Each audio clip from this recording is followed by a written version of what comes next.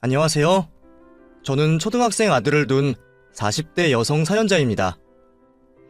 어쩌다 이런 곳이 있다는 걸 알게 되고 다른 분들의 사연을 듣다 보니 저도 곧바로 사연을 보내야겠다 싶었어요. 제 사연은 남들에게 절대 할 수 없는 얘기라서 꼭 익명이 필요했거든요. 쉽게 말할 수 없는 일이기에 평생 비밀로 해야겠다 싶었지만 가끔은 속에 너무 무거운 짐을 지고 있는 것 같아서 답답할 때가 많았습니다. 그러다 보니 이렇게 익명을 빌려 사연을 보내면 조금은 그 짐이 덜어지지 않을까 싶더라고요. 그래서 없는 용기를 끌어내어 이렇게 사연을 보내게 되었습니다. 저는 어릴 적 엄마와 단촐하게 살았습니다. 날 때부터 아버지가 없었던 저는 오랫동안 아버지를 그리워했었어요. 엄마는 아버지가 일찍 돌아가셨다고 말씀하셨지만 아버지 이야기만 나오면 말을 아끼시던 엄마를 보면 그 말을 온전히 믿지는 않았습니다. 집안에 아버지 사진 한 장 없다는 것도 일반적인 일은 아니다 싶었죠. 자라면서 점점 눈치가 생겼던 저도 이상하다는 생각을 못하지는 않았습니다. 그래서 저는 엄마가 나를 낳기 전에 이혼을 하셨거나 아니면 어떤 사고로 미혼모가 되셨거나 자식 앞에서는 차마 말 못할 사정이 있을 거라 생각했죠.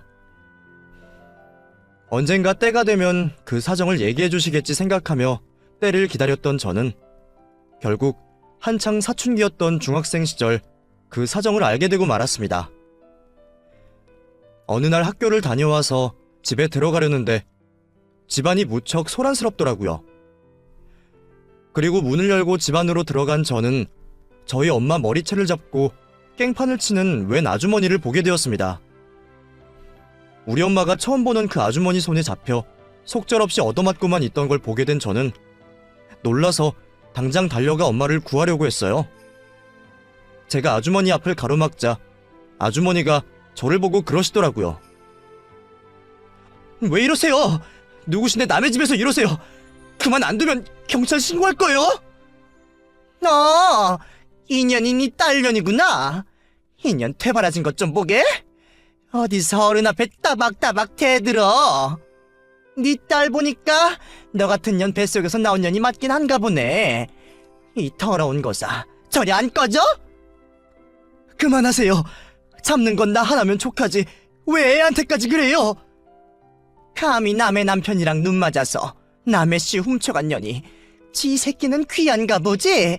이 더러운 년들아! 누군지 모르는 그 아주머니는 처음 본 제게 별별 막말을 다하며 저와 엄마를 모욕했고 그 말에 저는 그제서야 제가 모르고 있었던 아버지의 비밀을 알게 되었습니다. 엄마는 가정이 있는 남자를 만났고 유부남과 외도로 저를 가졌던 거였어요. 그렇게 저는 혼외자로 태어나 아버지라는 사람에게 최소한의 생활비만 받고 있었고 어디론가 돈이 매번 흘러간다는 걸 알게 된 그 집 와이프가 저희 집을 찾아왔던 것이었습니다. 설마 나한테 그런 출생의 비밀이 있을 거라는 생각은 하지 못했던 저는 그 일로 큰 충격을 받을 수밖에 없었습니다. 내가 불륜으로 태어난 자식이었다는 게 도저히 받아들여지지 않았어요. 그리고 제가 가장 사랑하던 엄마가 사람들에게 손가락질 받는 상간녀라는 게 믿을 수가 없었죠.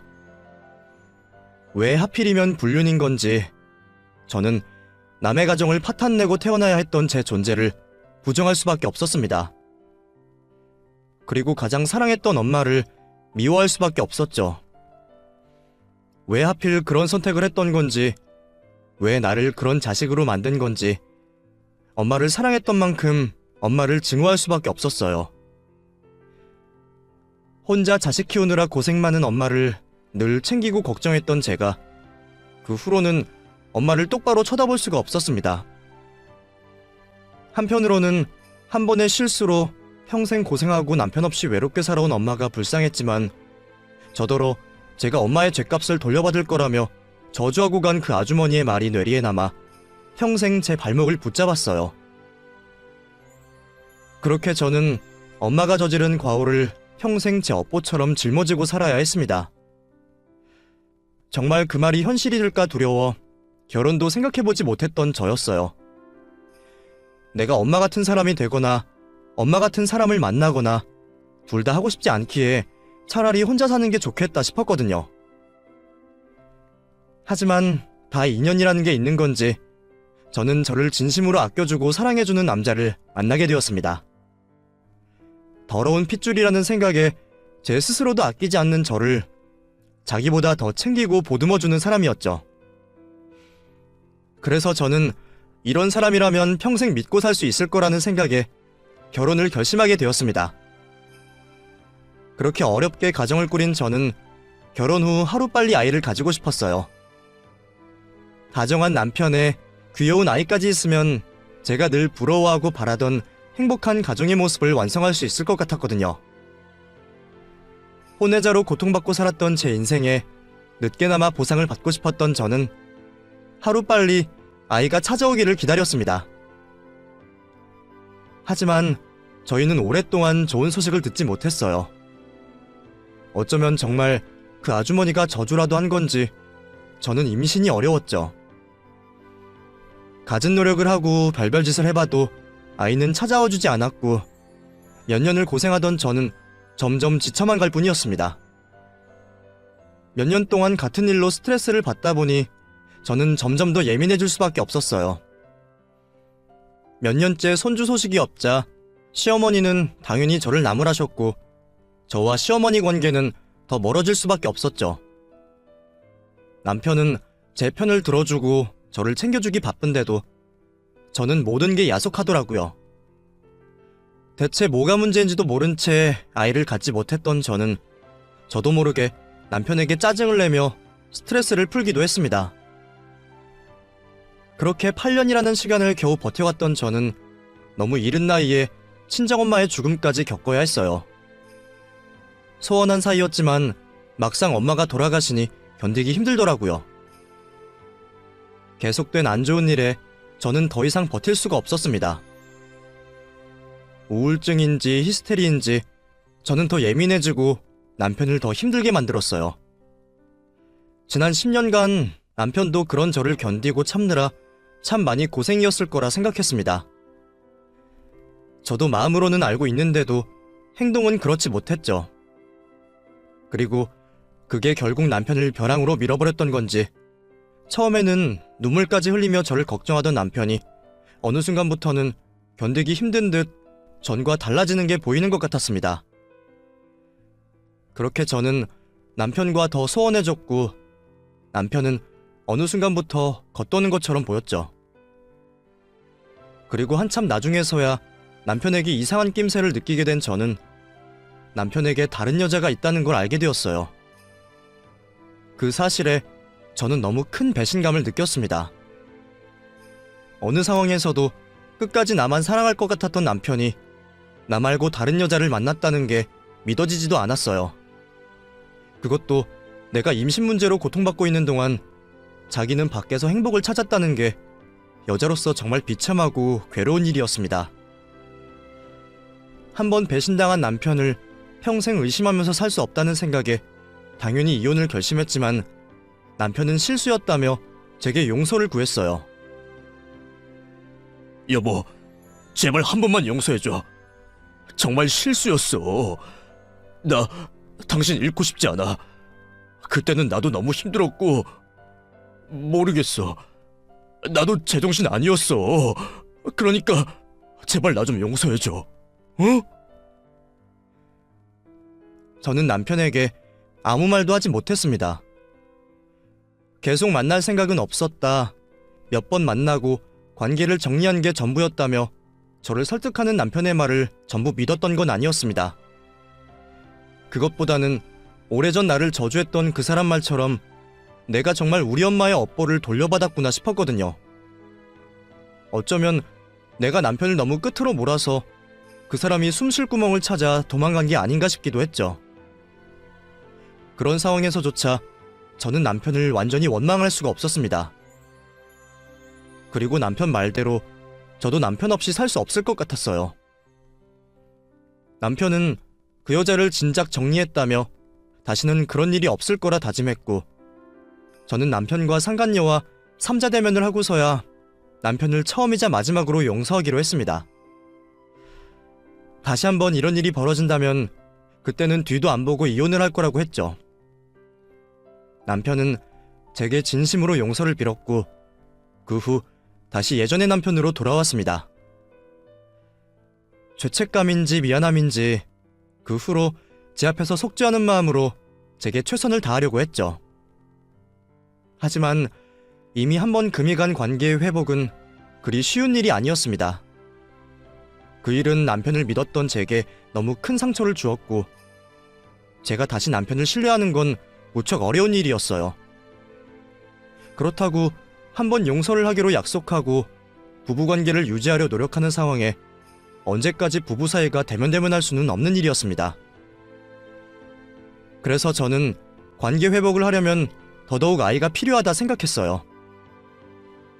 원래 부부들은 시간이 지나면 사랑이 식고 자식들로 엮여 산다는데 우리한테도 자식이 있으면 서로 연결고리가 생겨 버틸 수 있을 것 같았거든요. 하지만 기대와 달리 저희에게는 여전히 기대하던 소식이 찾아와 주지 않았습니다. 그 일이 있고도 몇 년이 지나 내 나이도 40이 다 되었는데 언제까지 마냥 기다려야만 하는 건지 답답할 따름이었죠. 해볼 일은 다 해봤는데도 답이 없자 결국 저는 제 욕심을 버리기로 했습니다. 그리고 최후의 보루로 생각했던 입양을 다시 고민해보게 되었죠. 물론 입양이 쉽게 결정할 만한 일도 아니고 남의 자식 키우는 게 쉬운 일이 아니라는 것도 잘 알고는 있었습니다. 처음 입양 고민을 했을 때부터 충분히 많이 걱정하고 고민했던 일이었죠. 그래도 제가 자식을 보기 위해서는 결국 그 방법밖에 없겠더라고요. 제가 낳지 않는 자식을 친자식처럼 키울 수 있을지 겪어보지 않고 자신하기는 어려웠지만 남편과 문제가 있었던 이후로는 제 생각도 많이 달라지게 되었어요. 바람난 남편도 눈 감아준 내가 밖에서 얻어온 자식 하나 내 새끼로 못 품을 것도 없을 것 같았거든요. 그리고 무엇보다 그렇게라도 자식이 갖고 싶었던 거죠.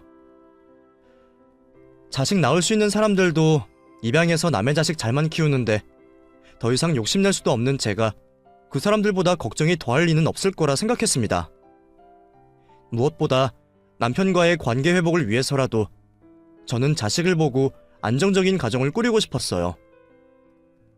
결국 저와 남편은 다시 입양 얘기를 꺼내게 되었습니다.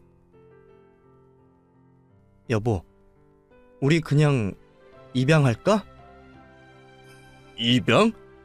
당신 진심이야?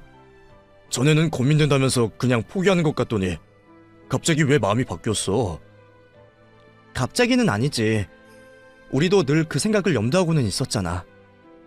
그냥 어떻게든 임신을 기다렸던 거지. 근데 이제도 희망을 가지기 힘들 것 같아. 내 나이도 있고 이 나이에 갑자기 안 되던 임신이 된다는 거 불가능이라는 거 당신도 알잖아. 병원에서도 포기하듯이 말하는데 우리가 뭐 잘났다고 하염없이 기적을 바라고 있겠어. 나도 이제 더 미련 없이 그만 힘들고 싶어. 나는 자식 없어도 괜찮아. 혹시 나 때문에 입양 고민하는 거면 무리하지 않아도 돼. 자식 좀 없으면 어때? 우리끼리 잘 살면 되지. 안 그래? 글쎄, 우리가 정말 우리끼리 남은 평생을 잘 살 수 있을까? 당신 정말 그렇게 생각해? 남편의 지난 잘못을 탓하듯 묻는 제 말에 남편은 아무 말도 하지 못했습니다. 저도 이제 와서 다시 남편을 책망하려는 의도는 아니었지만 아주 속상한 마음이 없다고는 할 수는 없겠죠. 하지만 그 말은 저의 진심이고 사실이었습니다. 저희같이 고비를 겪은 부부가 자식도 없이 부부관계를 평생 유지하기는 어렵다고 생각했거든요. 그렇게 저희는 상의 끝에 아이를 입양하기로 했습니다. 몇 군데 보육원을 돌아보며 결정을 하기로 했죠. 남의 자식을 데려다 키우는 일이라고 하지만 저는 왠지 어딘가에 저희와 맞는 인연이 있지 않을까 생각했습니다. 천륜도 하늘이 정하는 거라는데 그럼 인연도 하늘이 정해주시는 게 아닐까 싶었거든요.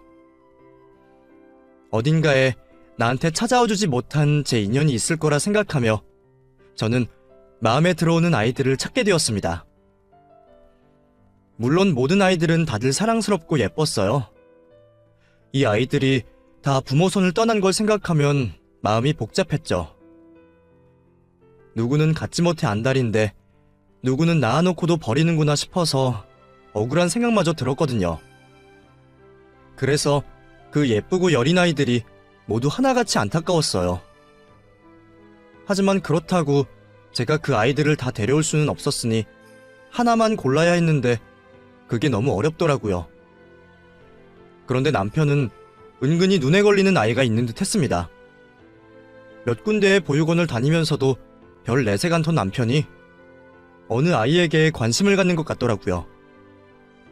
아직 제 선택을 위해 별말 않는 것 같았지만 10여 년을 같이 살았던 제가 남편의 의중을 모를 수가 없었습니다. 그래서 저도 그 아이를 더 눈여겨보게 되었어요. 자꾸 보다 보니 그런 건지 남편이 관심을 가지는 걸 알아서 그랬는지 몰라도 이상하게 그 아이가 저희 남편이랑 많이 닮았다 싶더라고요. 이제 겨우 2돌쯤 지난 아이다 보니 자라는 아이 얼굴이야 모르는 거지만 남편과 묘하게 닮은 그 아이에게 저도 눈길이 갈 수밖에 없었죠. 사람은 닮은 사람에게 끌린다 그러더니 그게 부모 자식 간의 인연에도 적용되는 건가 싶었습니다. 그렇게 점점 그 아이에게 마음이 끌렸던 저는 결국 남편에게 그 아이를 데려오자고 이야기를 꺼냈습니다. 제 눈치를 보는지 별말 못하던 남편도 그 아이 얘기에 반색을 하는 게 보였어요. 정말? 당신도 준영이가 마음에 들어? 나도 처음에는 당신이 관심 갖는 것 같길래 눈여겨봤는데 볼수록 뭔가 끌려. 다른 애들도 하나같이 다 예쁘지만 내 자식 같다 생각되지는 않았는데 준영이가 내 품에 안길 때마다 왠지 뭉클한 마음이 있어. 당신이랑 닮아서 그런 건지 몰라도 더 정이 간다 그래야 하나? 닮기는 뭘 닮았어. 애들 얼굴이야 다 거기서 거기지. 아니야. 잘 보면 당신 많이 닮아 보여. 당신도 그래서 준영이한테 눈을 준 거 아니었어? 내가 뭘 눈을 줘. 나는 그냥 준영이가 귀엽게 생겨서. 물론 애들은 다 귀엽지. 근데 그 중에서 걔는 좀 어리기도 하고 혼자 노는 게 짠해서 그랬나 봐. 그건 그렇다. 얘기 들어보니까 보통 돌 미만 애들이 제일 입양이 쉽고 아니면 차라리 적당히 큰 애들이 공개 입양된다는데 그 중간 2살짜리 애들은 입양이 어렵다나 봐. 아무래도 좀 자라기도 했고 새 부모에게 적응시키기가 애매한가 보더라고. 그래서 나도 준영이가 더 걱정이었어. 우리 아니면 어디 입양 갈 때는 있을지 더 자라기 전에 좋은 부모 만나면 좋을 텐데 말이야. 그럼 당신만 좋으면 우리가 준영이 데려오자. 그렇게 저희는 준영이를 데려오기로 결정했습니다. 다른 아이들보다 준영이에게 더 끌리는 그 느낌이 저희가 인연이라는 걸 말해준다 생각했어요. 저희는 어려운 입양 절차와 과정들을 밟아 입양을 준비했고 그렇게 준영이는 저희 식구가 되었습니다. 입양 준비하는 동안 시간이 흘러 준영이는 어느새 3돌에 가까운 나이가 되었어요. 1살이라도 어릴 때 아이를 데려와서 안정적인 가정을 만들어주고 싶었던 저는 준영이가 3살 생일은 저희와 함께 할 수 있어서 참 다행이라 생각했습니다. 그렇게 저는 준영이의 엄마가 되었고 제게는 드디어 자식이 생기게 되었어요. 보통 그날쯤 되면 자기 고집도 생기고 부모에 대한 기억도 어렴풋이 있어서 적응이 어려울지도 모른다고 걱정을 들었는데 다행인지 준영이는 너무 살갑고 다정한 아이였습니다. 아무리 빨라도 몇 년은 지나야 엄마 소리를 들을 거라 생각했는데 준영이 입에서 선뜻 나온 엄마 소리에 저는 제가 부모로서 아이에게 인정을 받았다고 생각했어요. 이제 막 말을 하면서도 저를 곧잘 엄마라 부르며 따르는 아이를 보니까 얘가 정말 제 자식이 맞구나 확신이 들더라고요. 준영이는 하루빨리 적응을 했고 저희는 그렇게 남부럽지 않은 행복한 가족이 되었습니다. 어려운 결정이었지만 그럴 만한 가치가 있다고 생각했죠. 그렇게 앞으로는 행복한 날들만 있을 거라 생각했던 저는 어느 날 청천벽력 같은 소식을 듣고 말았습니다. 그건 다름 아닌 남편의 사고 소식이었죠. 준영이가 들어오면서 이제 우리 가족에게도 봄 같은 행복만 찾아올 거라 생각했는데 그런 와중에 남편이 교통사고를 당했다는 소식은 믿기 어려웠습니다. 원래 불시에 벌어지는 게 사고라고는 하지만 그게 자기 일일 거라 생각하고 사는 사람은 아무도 없을 테니까요. 급히 병원에 달려간 저는 수술방에 들어가 있는 남편을 마주하게 되었습니다. 그리고 그날 남편은 열 몇 시간이 넘는 수술 끝에도 결국 의식을 찾지 못했어요. 그 순간 저는 남편을 전부 용서할 테니 남편이 제발 살아오기만을 기도했습니다.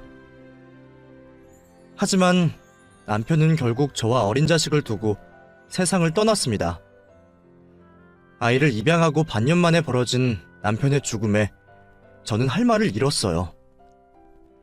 이제 막 저희를 부모로 받아들이며 적응한 아이에게 아빠의 죽음을 뭐라고 알려줘야 할지 막막하더라고요. 그나마 다행인 건 아이가 어리다는 거였습니다. 3살짜리 아이에게 그런 말을 할 수도 이해를 시킬 수도 없다는 게 감사할 따름이었습니다.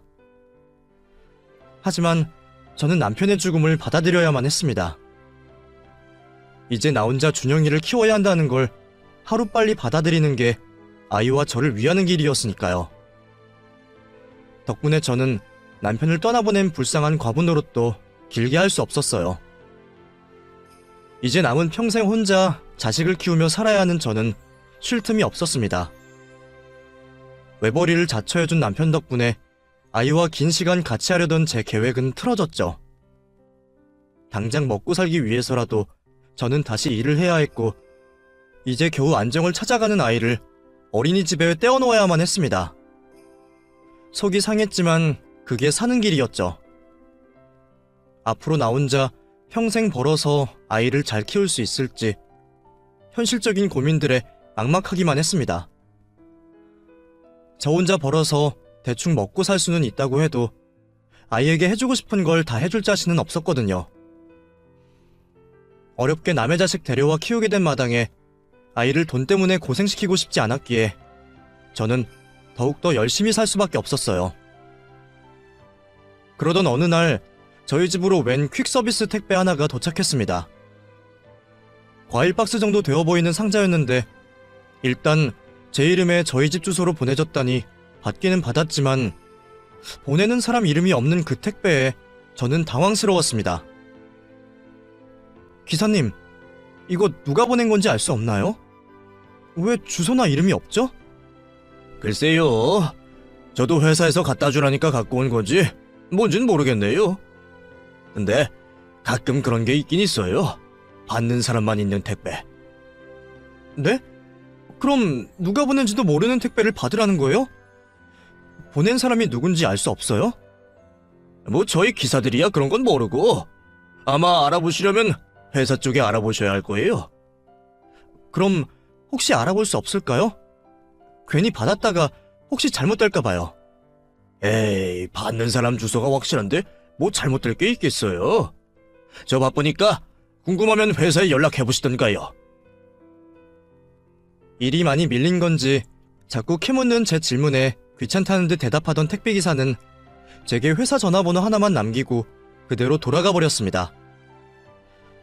결국 어쩔 수 없이 물건을 받아든 저는 무거운 택배를 겨우 들어 집 안으로 들였어요.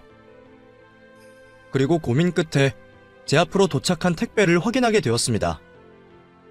뭐가 됐건 내 이름도 알고 우리 집 주소도 알고 있으니까 나를 알고서 보낸 물건은 맞는 것 같더라고요. 안을 열어보면 뭐라도 알겠지 싶었던 저는 평소처럼 칼을 들고 와 박스를 열었습니다. 그리고 그 내용물을 확인한 저는 너무 놀라 제 눈을 믿을 수가 없었죠. 박스 안에 들어있던 것은 다름 아닌 돈이었습니다. 5만원과 1만원권이 섞여 여러 다발로 들어있는 어마어마한 양의 돈이었어요. 세상 천지에 택배로 돈을 보내는 사람이 어디 있는지 저는 너무 놀라 손이 떨릴 지경이었습니다. 대체 누가 나한테 이런 걸 보냈는지, 이 많은 돈이 어떻게 우리 집으로 오게 되었는지 저는 상상도 할 수 없었어요. 그 돈이 얼마가 되는 건지 감도 오지 않아 바라만 보던 중 돈다발 사이에 있던 쪽지 한 장을 발견하게 되었습니다. 분명 나한테 보낸 게 확실한 누군가의 쪽지에는 생각지도 못했던 말이 적혀 있었죠. 이영란 씨 보세요. 힘드실 텐데 도움이 되고 싶어 보냅니다. 이건 제 전 재산 3억입니다. 꼭 받아 써주세요. 자기가 누구인지, 왜 돈을 보내는 건지 가타부타 설명도 없이 자신의 전 재산이라며 3억이라는 큰 돈을 보냈다고 적혀있는 쪽지 내용에 저는 깜짝 놀랄 수밖에 없었어요. 대체 누가 나한테 이런 걸 보냈고 우리 집안 사정을 알고 있는 건지 저는 막연한 두려움과 긴장감에 심장이 두근거렸습니다. 아마 저희 남편이 죽고 자식과 단둘이 남겨진 제 사정을 알고 있는 것 같은데 그렇다고 자기 전 재산을 보낼 사람이 누굴까 싶었거든요. 시부모님도 몇 년 전 돌아가셨고 남편은 외동자식이라 다른 형제도 없었는데 그렇다고 죽은 식구의 처를 챙겨줄 일가 친척도 없는 사람이었습니다. 저야말로 혼외자로 태어나서 생부의 소식은 알지도 못했고 어머니는 천에 구하라 이런 걸 보낼 사람도 없었죠. 그 순간 잠깐이나마 한 번도 보지 못했던 아버지가 보낸 건 아닐까 싶은 생각을 했지만 그 생각은 이내 지울 수밖에 없었어요. 엄마 살아계실 동안에도 한 번 찾아온 적 없고 10몇 살 때까지 최소한의 생활비만 보냈던 사람이 이제 와서 전 재산을 보낸다며 저를 챙길 리는 없다 싶었거든요. 그런 사람에 대한 기대와 애정은 진작에 저버린 지 오래인 저였기에 생부는 아닐 거라 확신했지만 사실 생부를 뺀다면 저한테 이런 거액의 돈을 막무가내로 보낼 만한 사람이 없는 게 사실이었어요. 그렇다고 일면식 하나 없는 사람이 제 사정을 다 알고 전 재산이라는 돈을 보낼 리도 없을 테니까요. 거기다가 굳이 자기 정보는 드러내지도 않고 익명으로 보낸 것을 보면 제 앞에 당당히 나올 수 있는 사람은 아니었을 겁니다. 그럼 제가 그 돈을 그냥 받을 수는 더더욱 없는 일이었죠. 결국 저는 박스를 다시 닫아놓고 익명의 발송자를 찾기로 했습니다. 낮에 퀵택배 기사한테 회사 번호를 받아놓았던 저는 곧장 회사에 전화를 해봤어요. 익명으로 택배를 받았다며 누가 보낸 건지 알고 싶다고 했더니 그쪽에서는 자기네들도 모른다며 딱 잡아떼더라고요. 그럴 수가 있냐며 자꾸 캐물었더니 이제는 개인정보라며 못 알려준다고 하는 거죠. 답답한 택배업체의 태도에 화가 난 저는 어쩔 수 없이 택배회사로 직접 찾아가게 되었습니다. 가서도 설득을 하던 협박을 하던 보낸 사람을 알아야겠다 싶었거든요. 뭐 끝까지 못 알려주겠다고 한다면 경찰에 신고를 해서라도 알아낼 생각이었습니다. 그런 각오로 회사를 찾아간 덕분인지 그쪽에서도 결국 마지못해 제게 정보를 알려주었습니다. 이름이나 연락처는 개인정보라서 알려줄 수 없지만 자기네들이 택배를 픽업한 위치는 알려주겠다며 주소를 하나 적어주더라고요. 그렇게 주소를 받게 되었지만 그 주소 역시 제가 아는 곳은 아니었습니다. 제가 아는 사람이거나 지인이라면 동네 이름이라도 눈에 익었을 텐데 그곳은 제가 한 번 가본 적도 없는 낯선 동네였어요. 그렇게 주소 하나 받아든 저는 곧바로 그 주소로 찾아가게 되었습니다. 도착한 집은 그냥 평범해 보이는 작은 빌라였죠. 이상할 것도 없는 주거시설에 안도를 한 저는 택배의 주인공을 만나기 위해 현관문을 두드렸습니다. 하지만 아무리 문을 두드려도 집안에는 기척이 없었어요. 혹시 택배회사 쪽 사람들이 내가 귀찮아서 아무 주소나 대충 알려준 건 아닌가 싶어 주변을 서성이던 그때 옆집에서 누군가 나오는 소리가 들렸습니다. 수수한 인상의 젊은 여자 하나가 쓰레기를 버리려는 듯 나오는 걸 보게 된 저는 이웃이라면 혹시 이 집 주인의 사정을 알지는 않을까 싶어서 그 사람을 붙잡고 이야기를 묻기로 했습니다. 그러자 그 이웃이 놀라운 이야기를 해주더라고요. 그 집 오늘 완전히 방 뺐을걸요? 아침에 이사 나갔거든요. 그럼 혹시 어디로 갔는지는 모르세요? 제가 물건을 돌려드려야 할 게 있어서 꼭 찾아야 하거든요. 연락만 닿으면 되는데 아는 게 주소밖에 없어서요. 이사 간 게 아니고 병원으로 간다고 들었어요. 입원하셔야 한다 그러더라고요. 그전에도 어디 아픈지 몇 번 구급차에 실려가기도 했었고요. 그럼 혹시 그 병원이 어딘지는 모르세요? 병원은 정확히 모르겠는데요. 아, 근데 혹시 그분 찾아가실 거면 이것 좀 가져다 주실래요? 그쪽 집 우편물이 저한테 섞였더라고요. 이웃집 여자가 내미는 우편을 받게 된 저는 그 순간 수취인 이름을 확인하고 놀라서 몸이 굳을 수밖에 없었습니다. 제가 그토록 찾던 택배 주인의 이름이 다름 아닌 제가 잘 알고 있는 이름이었거든요. 최혜린이라는 그 이름은 다름 아닌 남편의 상간녀의 이름이었습니다. 딱 한 번 만났었지만 제가 평생 그 여자를 잊을 수는 없었죠. 내게 3억을 보낸 사람이 그 여자라는 걸 확인하게 된 저는 그 순간 모든 상황을 이해하게 될 수밖에 없었어요. 놀란 저는 너무나 큰 충격에 입을 틀어막으며 도망치듯 그 자리를 벗어날 수밖에 없었습니다. 남편의 상간녀가 내게 전 재산이라며 3억을 보냈다는 게 단순한 일은 아니었습니다. 나한테 미안해서 죄책감에 버린 행동이라기에는 그 금액이 너무 컸죠. 게다가 이제 와서 돈으로 보상 같은 걸 하고 싶었던 거라면 오히려 자기가 누군지 제대로 밝혔을 겁니다. 하지만 자기가 누군지 밝히지도 않고 전 재산이라는 큰 돈을 보냈다는 건 사죄가 아닌 부탁을 하고 싶었던 거겠죠. 내가 그 돈을 필요로 하는데 써주기를 바라면서 말이에요. 그리고 저는 그 돈이 필요한 대상이 누구인지 잘 알 것 같았습니다.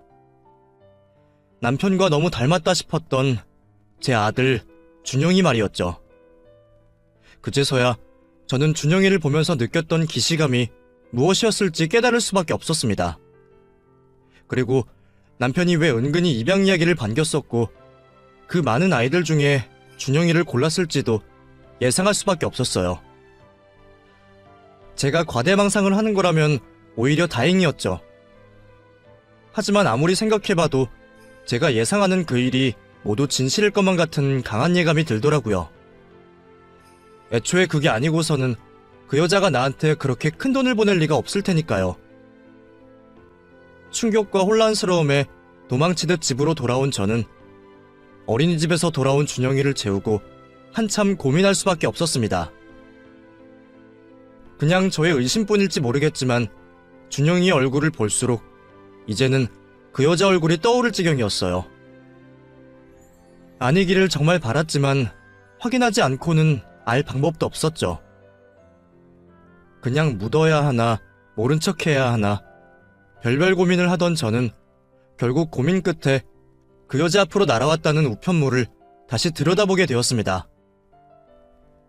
별것 없는 찌라시 우편물들 사이로 카드사에서 날라온 명세서를 보게 된 저는 어쩔 수 없이 남의 우편물을 뜯어보게 되었습니다. 방까지 빼버린 여자를 찾으려면 조금이라도 단서가 있어야 할 테니 다른 선택이 없었어요. 그렇게 저는 어떤 병원에서 결제된 카드 내역을 확인하게 되었습니다. 이웃집 여자가 했던 말처럼 그 상간녀가 어디 아프기는 아팠던 모양이더라고요. 카드 내역에서 병원 이름을 확인한 저는 다음날 곧장 그 병원을 찾아가게 되었습니다.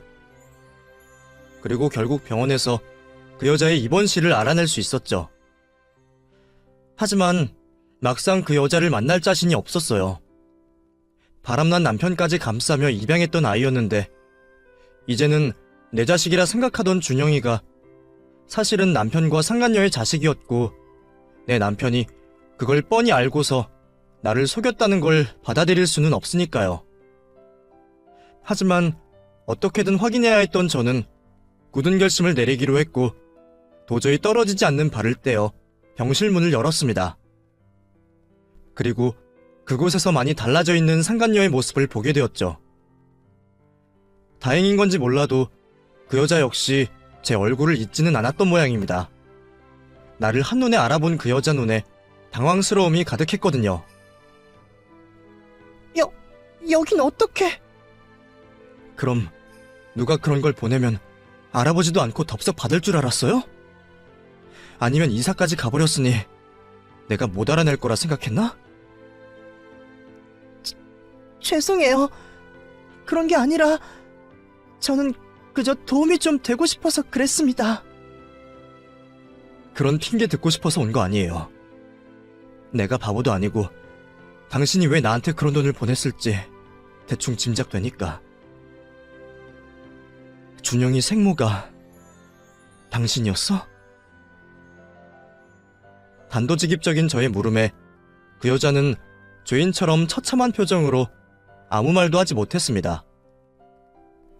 침묵이 긍정이라는 것을 아는 저는 결국 마주하고만 진실에 숨을 삼킬 수밖에 없었죠. 머리로는 이미 알고 있었지만 차라리 아니기를 바랬는데 결국 이변은 없었습니다. 저는 분노와 당혹스러움과 슬픔에 도대체 무슨 말을 해야 할지 모를 지경이었어요. 나를 끝까지 기만하느냐 따져 물어야 맞는데도 파리한 그 여자한테 도저히 소리를 지를 수가 없겠더라고요. 무슨 상황인지 말이나 들어보죠. 대체 뭐예요? 병원에 입원까지 하고 꼴도 말이 아닌 것 같은데. 나한테 전 재산 맡긴 건 무슨 의미죠? 양육비라는 건가요? 예상하셨겠지만 저 얼마 안 남았어요. 사실 보낸 그 돈 제 목숨값이에요. 제가 그런 큰 돈이 당장 있을 리도 없고 살던 집은 월세거든요. 근데 운이 좋게도 제 앞으로 보험금이 나온다고 하더라고요. 그게 3억 정도 되는데 그 돈을 아는 지인이 먼저 빌려주기로 했어요. 내가 죽으면 대신 보험금을 수령하기로 하고요. 그래서 돈부터 먼저 보낸 거예요. 내 목숨값으로 준영이랑 영란 씨한테 도움되고 싶어서. 그럼 처음부터 준영이 우리 집에 보낼 생각이었던 거예요? 내 남편이랑 둘이 짜고? 믿으실지 모르겠지만 그건 아니었어요. 준영이 태어난 거 그 사람은 처음에 몰랐어요. 나 혼자 내 호적에 올려서 낳았고 평생 제가 키우려고 그랬어요. 그런데 병을 알게 되고 매일 병원 다니면서 제가 아이를 챙길 수가 없었어요. 언제 죽을지 모르는 시한부 인생인데 제가 아이를 데리고 있을 수는 없잖아요. 그 사이 방치하느니 보육원에 보내는 게 맞다 생각했죠. 물론 그 전에 아이 아빠한테 말을 하긴 했었어요. 당신 몰래 애를 낳았는데 혹시 데려가 줄 수 있냐고. 그래서 내 남편이 뭐라 그랬어요? 데려가겠다고? 아니요. 왜 자기 허락도 없이 애를 낳았냐고 화를 내면서 안 된다 하더라고요. 그때 나랑 있었던 일은 철저하게 실수였고 와이프한테 더 상처 줄 수는 없다고. 대신 양육비를 보내겠다고 하길래 그냥 됐다 그랬어요. 그리고 결국 아이는 보육원에 보내게 됐죠. 근데 나중에 그 사람도 그 일을 알게 됐던 모양이더라고요. 내 사정도 알게 됐고요. 그 사람이 작정하고 영란 씨를 속인 건지 어쩐지 모르겠지만 저도 준영이가 그 집에 입양된 것 보고 깜짝 놀랐어요. 솔직히 영란 씨한테 미안하지만 아이를 위하면 다행이라 생각했어요. 너무 솔직하게 말하는 건 아닌가 싶을 정도로 노골적인 진심에 저는 기가 막혔습니다. 나한테 못할 짓이라는 걸 알면서도 아이를 위해 묵인했다는 여자나 나를 생각한다고 하면서도 입양하자는 내 말에 은근슬쩍 자기 핏줄을 데려온 남편이다. 다들 참 자기 생각밖에 못하는구나 싶더라고요. 그런 게 부모 마음인지는 모르겠지만 아무것도 모르고 뒤통수를 맞은 저는 속에서 천불이 날 지경이었습니다. 그런 줄도 모르고 아이가 남편을 닮았다며 내심 다행이라 생각한 제가 바보 천치 같았어요. 할 수만 있다면 죽은 남편을 데려와 뺨이라도 때리고 싶었죠. 잘못한 거 잘 알고 있습니다. 천벌받을 거라 생각해요. 어쩌면 아이 아빠나 저나 지금 천벌을 받고 있는 건지도 모르죠. 그 사람도 갑작스러운 사고로 떠나버렸고 저도 이제 곧 꺼질 목숨이니까요. 근데 아이는 잘못이 없잖아요. 그리고 영란 씨도 죄가 없죠. 그래서 제가 속죄를 할 수 있는 길은 그것밖에 없을 거라 생각했어요. 보상이라고 해야 하는지 지원이라고 해야 하는지 모르겠지만 뭐라도 도움이 되고 싶었거든요. 그렇다고 사죄받을 생각도 아니었습니다. 그냥 제가 끝까지 모른 척하고 아무것도 안 하기에는 미안해서 그랬어요. 그 여자는 제 앞에 무릎을 꿇고 사죄를 하며 눈물을 펑펑 흘리고 있었습니다. 사람을 가지고 놀아놓고 미안하다는 생각은 든다는 게 참 이상하다 싶었어요. 그럼 애초에 그런 짓을 벌이지 않았으면 될 걸 어쩌다 이런 파국을 만들었나 한탄만 나오더라고요. 아무리 실수였다고 하나 두 사람이 제게 씻을 수 없는 상처를 준 건 사실이었습니다. 그리고 그 후 일이 어떻게 꼬였던 한번 발등 찍힌 제게 또다시 그런 짓을 했던 거잖아요. 그러니 당연히 화가 나고 그 여자를 찢어 죽여도 시원치 않을 것 같은데도 이상하게 저는 왠지 모를 연민도 들었습니다. 아픈 몸으로 제 앞에 무릎 꿇고 있는 그 여자 모습에서 오래전 저희 엄마의 모습이 겹쳐 보였거든요. 남자 하나 잘못 만나서 상간녀로 낙인 찍히고 생겨버린 자식을 외면하지 못해 평생 미혼모에 혼외자식 낳은 더러운 여자로 살아야 했던 저희 엄마가 그 여자와 참 많이 닮아 보였어요. 그걸 동정이라 해야 할지 연민이라 해야 할지 모르겠지만 이제 와서 그 여자만을 비난하기에도 조금은 미안했죠. 제일 큰 잘못이라면 결혼한 몸으로 다른 여자를 만난 제 남편일 텐데 이제 와서 제가 죽은 남편을 살려서 탓하고 욕할 수도 없었으니 말이에요. 그 여자만 탓하기에는 조금 불공평하지 않나 싶은 생각이 들었던 저는 더 이상 그 여자를 욕할 마음도 기력도 없었습니다. 죽음을 앞두고 있는 여자를 죽이겠다고 복수를 할 수도 없고 저는 완전히 손발이 다 묶인 상황이었으니까요. 그냥 이 상황을 어떻게 받아들여야 할까 그게 제일 걱정이었죠. 하지만 그런 고민에 대한 결정은 생각보다 쉬운 일이었습니다. 이제 모든 걸 알게 되었으니 준영이를 다시 보내야 하나 하는 생각을 했더니 결론이 쉽게 나오더라고요. 저는 무슨 일이 있어도 준영이를, 제 아들을 포기할 수가 없었습니다. 자식을 위해 모든 일을 할 수 있는 게 부모라고 하는데 준영이가 제가 배 아파 낳은 자식이 아니어도 제게는 자식이었고 그럼 저도 자식을 위해서는 무슨 일이든 감수할 수 있는 엄마였어요. 그러니 준영이의 출생의 비밀을 알게 되고 그게 제게 치부가 되고 상처가 되더라도 저는 아이를 위해 제 상처를 묻어야만 했습니다. 그리고 그게 저를 살릴 마지막 길이라는 걸 저는 알고 있었어요. 준영이마저 없으면 제 인생은 정말 암담할 테니 말입니다. 그렇게 저는 마음의 결정을 내렸고 그 여자의 바람대로 아이 생모의 목숨값을 받기로 했습니다. 혹시나 내가 그 돈을 받아서 당신을 용서하거나 이해한다고 생각하지는 말아요. 당신이 실수로 그랬던 나한테 미안하던 말던 상관없고 그냥 우리 준영이를 위한 선택이니까 그 돈은 당신이 바라는 대로 준영이를 위해서 쓸 겁니다. 아이가 자기가 부모한테 버려진 게 아니라 사랑받고 걱정받고 있었다는 건 알아야 하니까요. 그리고 그 돈으로 준영이는 내 자식으로 잘 키울 거예요. 당신 대신 잘 키운다. 그런 소리는 안 할 거예요. 당신이 그 애를 포기한 순간부터 준영이는 내 자식이었으니까. 자기 자식 목숨 바쳐 키우는 게 부모 당연한 도리니까요.